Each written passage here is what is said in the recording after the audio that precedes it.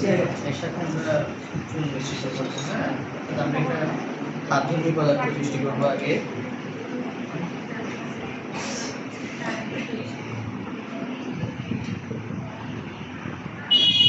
হলুদ আর চুন যখন সাথে মিশ্রিত করছে রং পরিবর্তন করে হচ্ছে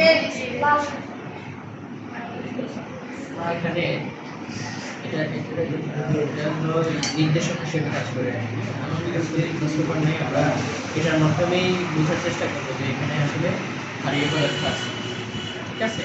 তো সেটা এখানে আমরা অ্যাসিড মিশ্রিত করলে যদি দেখি যে রং পরিবর্তন হয়ে আবার হলুদ হয়ে গেছে, ঠিক আছে, তাহলে দুইটা প্রমাণ হবে। একটা হচ্ছে এটা ক্ষারীয় পদার্থ, এটা বোঝা যাবে, আর আরেকটা বোঝা যাবে যে এটা অ্যাসিড দেখে এটা রং পরিবর্তন করছে।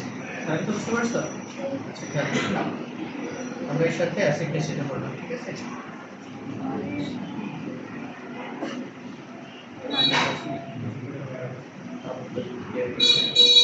আচ্ছা, দেখো নিচে আবার হলুদ রং ফেরত আসতেছে, তাই না?